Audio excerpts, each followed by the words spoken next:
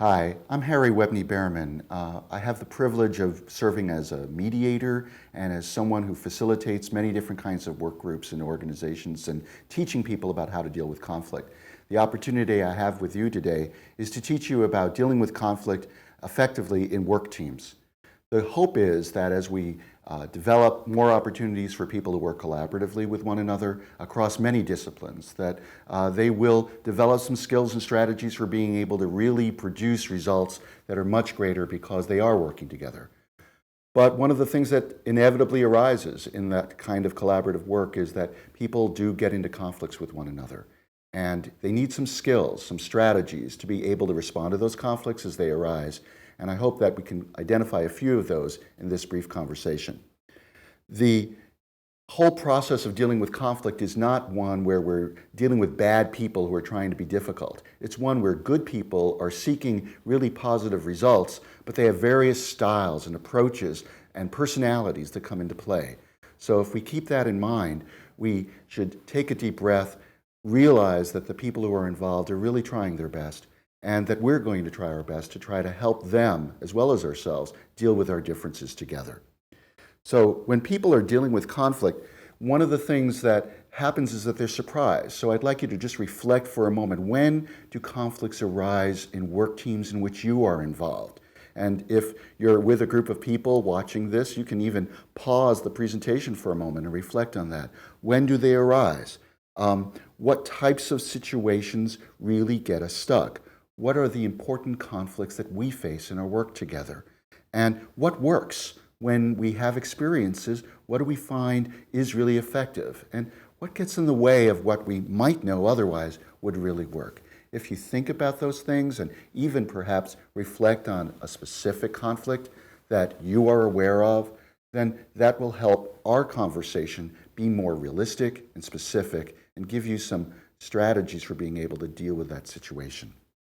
So the first thing that happens is that all of a sudden there's a conflict that's come up in our work team, and it's a surprise to us. So for example, let's say that we're all members of an innovation project design team, and we have 3 months to be able to do it, and we got together the first time, and now in the second meeting, Mike, who has a lot of experience with these teams, has decided that this is the way we should be approaching it. Well, Naomi has worked with Mike before, and she knows that Mike can be pretty stubborn and that he kind of stifles creativity in the way he approaches things. So she brings up, wait a second, Mike, we don't need to be just taking this path. Can't we get some more ideas from other members of the group first? Well, Mike is feeling personally attacked in that situation. He says, I have some really good ideas here, Naomi. I know what's going on. Well, Julie's another member of the group, and she just really doesn't like conflict at all. And her feeling is, can't we smooth things out? Can't we make things just better so everybody can get along? And she even says, I'm willing to do more if that's what's required. I just don't want people to be getting into a disagreement. We all have good people on this team. And other people are just dumbfounded and amazed that this conflict's even arisen. So the surprise is the first thing that happens. Well, when that surprise occurs, we need to think about just what a conflict is. A conflict is a disagreement, but it's a disagreement in which the people involved perceive a threat to their needs, interests, or concerns. Now, think about that for a moment. It's a disagreement in which some need is threatened. What kind of need? Well, it might be around the stuff, the substance that we're dealing with. We're trying to produce this project. It might be around our relationships and how we deal with one another and how we communicate with each other. But it might also be about who we are, our identity, some symbolic, deeper meaning that we framed in terms of our personal identity. That might sound kind of complicated, but think about it for a moment. Very often, the most meaningful things that happen in conflicts aren't about the substance, they're about how we feel personally if we're threatened by the differences that exist in the group. It might be perfectly normal for Mike, Naomi, Julie, the other members of the work team to have these disagreements. We need some space in which we can slow down, center ourselves, and start to think about what we really want from a conversation that might address the conflict. So step one is clarify what those needs are. What's going on? What do I want to result if I'm going to try to talk this through? It might also be important to think, what are my alternatives if we don't? And people very quickly go 0 to 60 thinking about those. well, I'm going to get off this team. I'm going to get on another team. Or I'm going to bully my way into getting what I need. They go there rather than patiently thinking it through. We need to have a space that's relatively safe for negotiating if we're going to have a negotiation. So that's the second step. How do we establish a safe space for negotiation? Very often the foundation for such a space is what we call ground rules. Now, these ground rules or guidelines exist in normal conversation, but they often go out the window in conflict. One person speaks at a time. We'll try to listen to each other with respect. We won't interrupt each other. Those kinds of things, if we can say to each other, how do we want to talk about it? That can open up the channels for then being able to do so. As we begin to discuss the issues, it's critical that each of us individually takes a listening stance into the interaction. That's the third step.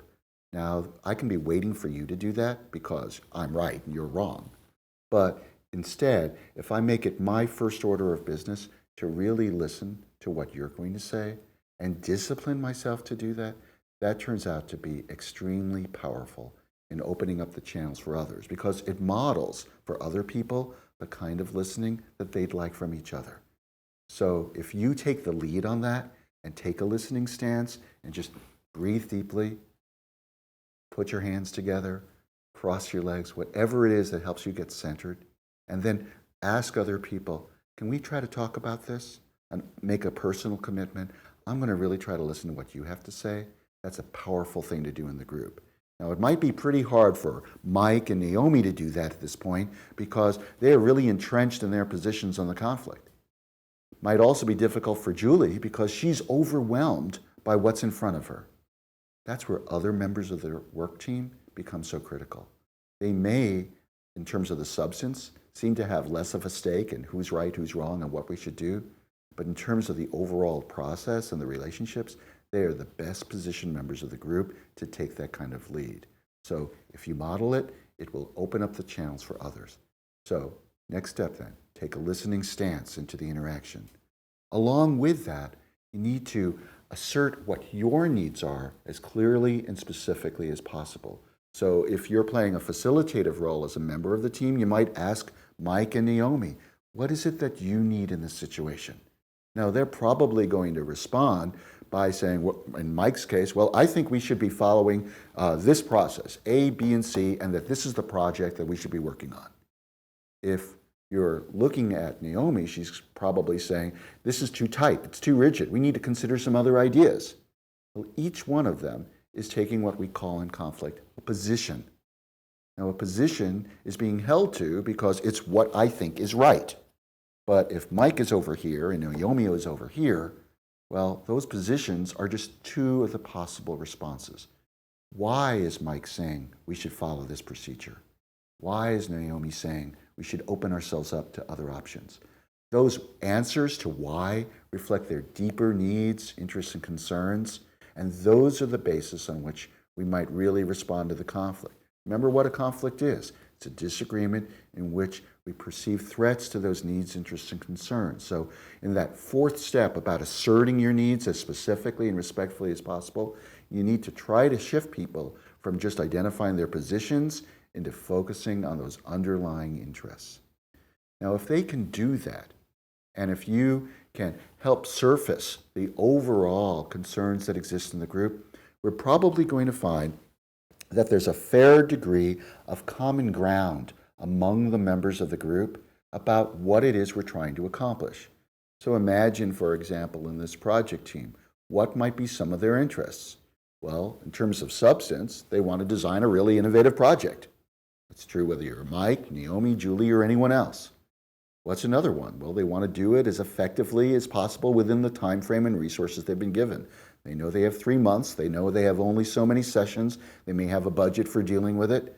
Those are things people are likely to agree on. In terms of process, people probably want to do so in a way that feels inclusive, collaborative, participatory, where you get listened to. Very often people withdraw from groups because it's their sense that their ideas aren't being heard. It's not the idea, it's the process. So how do we create a process in which that can occur? And then psychologically or in terms of the identity, how do people feel, in terms of who they are and what matters for them. If you're a senior member of the group, this may be a really big deal. You have a lot invested in this. This may be a capstone experience for you. If you're a more junior member of the group, you're looking to learn, how do we do this? But I want to do it without looking like a fool. Some people are looking at it as a resume builder. Some people are looking at it as simply because they think this is something that's really useful and important. Being able to surface these different concerns will help us realize where they dovetail, and then we can start building solutions that respond to those concerns. So at this point, we get to the fifth step. Now we're going to work on dealing with the issues, problem solving. And this is where I find most people involved in these teams are really good. People are generally pretty good problem solvers. They've learned a lot of great strategies over the years. Take one issue at a time, break it down to a biteable bite. Start with a common concern, but most importantly, generate several possible responses and understand, why are these responses evaluated by different members of the group as good, bad, or otherwise? So examples of criteria might be, we're looking at the best possible project. Okay, so we want a great result. Another might be, I have lots of other things going on. I need to be able to do this in a way that I can manage my other projects. Somebody else really doesn't care about this project. They're just trying to get through the team. Whatever those criteria are, if we can surface them and apply them to the different options that get generated, then we're much more likely to come up with a durable, long-lasting, effective solution that addresses the true issues of the conflict. Now, one of the things that we should anticipate in trying to negotiate through a conflict is that people will get stuck. This place of stuckness is called impasse. And generally, because it feels so terrible, people want to avoid impasse as much as possible. So what I'm going to say to you right now is really paradoxical. Only by going through impasse do we have opportunities for meaningful, durable responses to the conflict. If we don't experience the impasse, we are much less likely to experience truly meaningful solutions. We do what some mediators call dancing around the tough issues, where because we're trying to be civil and because so many of us would rather not be in conflict at all, we just come up with solutions that are nice, civil, easy to get at, aren't going to hurt each other's feelings. But in the process, we might not get at some of the deeper issues that are there. So in this situation, in this work team, Mike and Julie have worked before. They've experienced some kinds of issues together. Some of them may be constructive, some of them may have been destructive. Only by being able to surface them and actually being stuck do we then get at what we really need to have as meaningful, long-lasting solutions. So impasse is not bad. Impasse is a place of stuckness that might well be the portal to an effective response. When you confront that kind of stuckness, there are a couple of things you can do. First of all, it's important to just say, looks like we're stuck right now. How does that feel? This is how it feels for me. And if people can identify those feelings, one of the things that often happens is they all agree, this stinks. We don't want to be here. Good question can then be, what's going to happen if we can't work this out? Well, the alternatives may not be very good.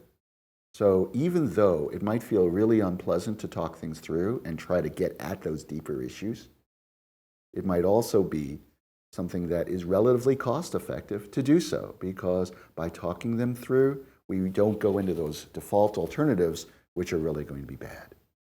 Now, sometimes we find that we need more information when we're stuck. So maybe we need a break.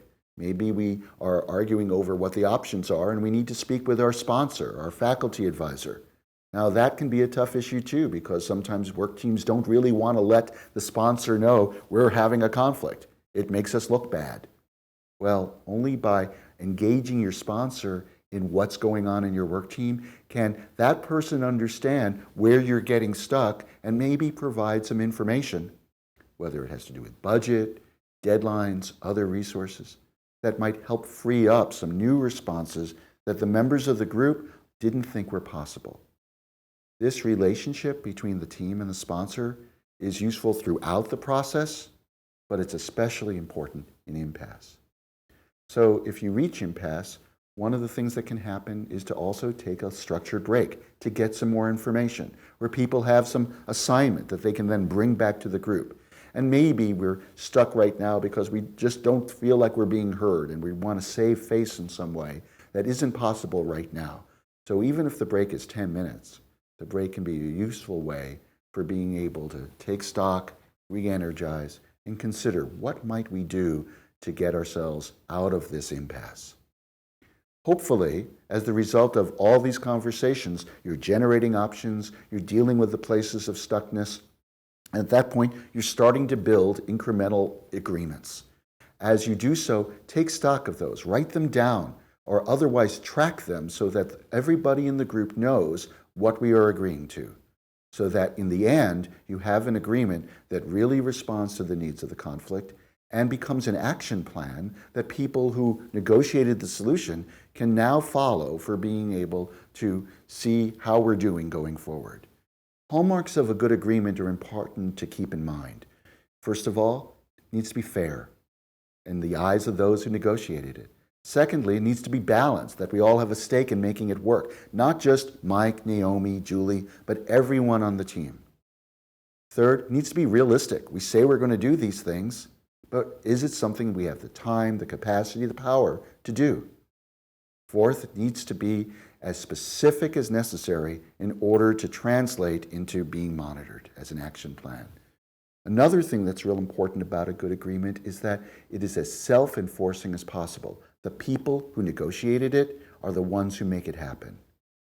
And lastly, a good agreement is future-oriented. It not only responds or reacts to the issues that were raised, but it also says, what are we going to do in the future if we have another issue of conflict? How are we going to deal with it? Now, it might happen within the specific project team, but it might also be informative in those other relationships that transcend the team, because the members of the group are going to be working on other projects in other situations. So keep these hallmarks in mind, because they can be useful for checking at the end, what have we accomplished? Did we accomplish all we needed to? The last thing to keep in mind with a conflict resolution process is that we should build in implementation and assessment. There needs to be some follow-through that occurs simply as a normal course of doing our work. So whether it's 2 days later, a week later, 2 weeks later, we need to be able to return to the points of agreement and say to one another, how are we doing? This kind of checking back as a normal process is critical, rather than waiting for a crisis to arise that then doesn't have a whole lot of goodwill to it. If we can say to each other, yeah, we're doing it, we're following through on the things we said we would do. Or, just as importantly, you said you were going to do this, I don't see any evidence of it. Where's the follow-through? Did something get in the way? Well, that allows people to be able to say, I got too busy, or I got sick, or some surprise happened. Well, then they're able to say to each other, okay, what are we going to do about it now? Maybe it means we revise the agreement. The last thing important about the follow-up is that lots of times in the initial discussion, there are other issues that haven't yet become ripe enough to discuss, and only by working through these initial issues are certain members of the group now ready to say, we didn't talk about this. I'm feeling this way about another issue. And because we were successful with the initial negotiation, we've opened up some channels for these other issues to come forward. So if we keep in mind these 8 steps, we'll find that much of the time as these issues arise in our work teams, that we will have a way of being able to slow down, calmly approach the issue, even though there might be butterflies and anxiety inside, and have a way to talk it through.